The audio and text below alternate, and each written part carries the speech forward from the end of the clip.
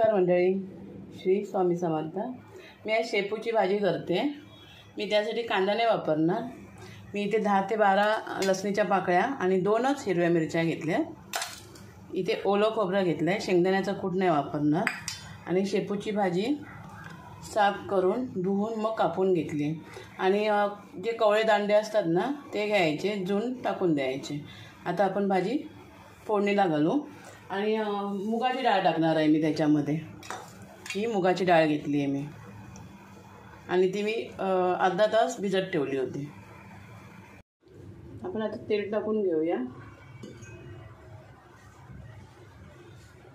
आणि मी लोखंडी तव्यातच करते, शक्यतो लोखंडी तव्यामध्येच करा। तेल आता गरम झालंय, राई टाकून घेऊया फोडणीला।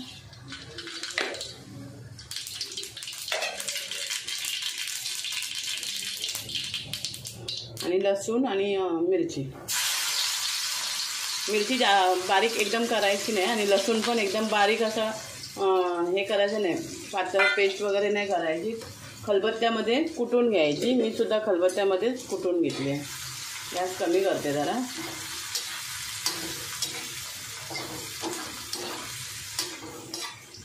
थोडी लसूण लालसर होऊन द्यायची। आणि डाळ शिजायला पाहिजे ना, म्हणून डाळीतलं जास्त पाणी काढत नाही आहे मी। त्याच्यामध्ये आता आपण डाळ टाकून घेऊया।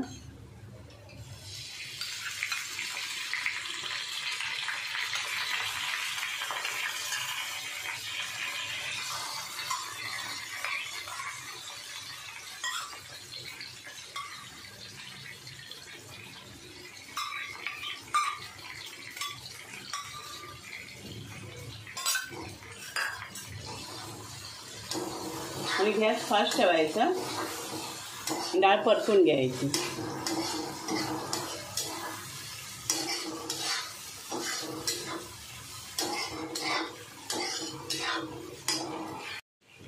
भाजीच्या अंदाजाने मीठ टाकायचं। पालेभाजीमध्ये मीठ कमीच टाकायचं, कारण भाजी शिजून कमी होते।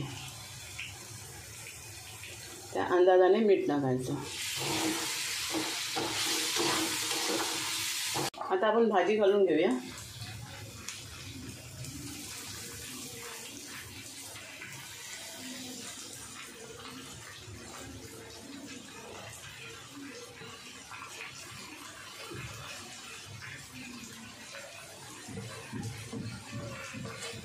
आणि या भाजीमध्ये ना ही भाजी व्यवस्थित शिजून द्यायची, नाहीतर मग ती करकरीत लागणार, ती चव नाही लागणार। पाणी वगैरे काही ठेवायचं नाही त्या भाजीत। राहिलं तर सुकून घ्यायचं, पण पाणी वगैरे टाकायचं नाही। आता ह्याच्यावर 2 मिनिटासाठी, 2 ते 3 मिनिटासाठी झाकण ठेवायचं। आपण ह्याच्यात पाणी वगैरे काही नाही टाकणार। जे मुगाच्या डाळीचं जे पाणी होतं ना त्याच्यामध्ये ती शिजून जाणार, पण व्यवस्थित शिजवायची हां।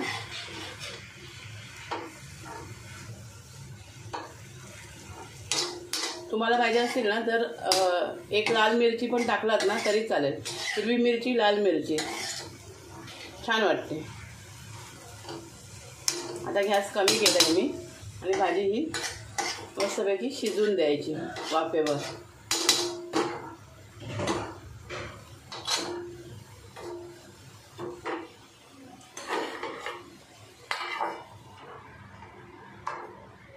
अशी हळद टाकते मी।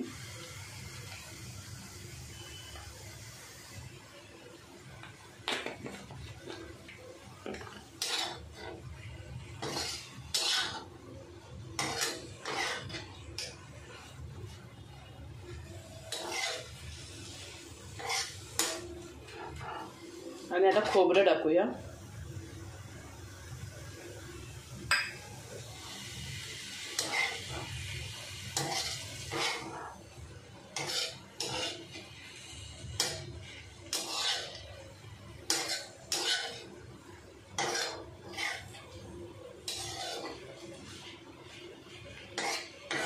आणि आता परत हिला 2 ते 4 मिनिटं शिजवायला ठेवते।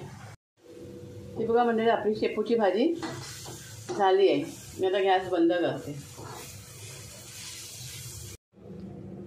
ही बघा मंडळी, आपली मुगाची डाळ आणि शेपूची भाजी तयार झाली आहे आणि करायला खूप सोपी आहे एकदम.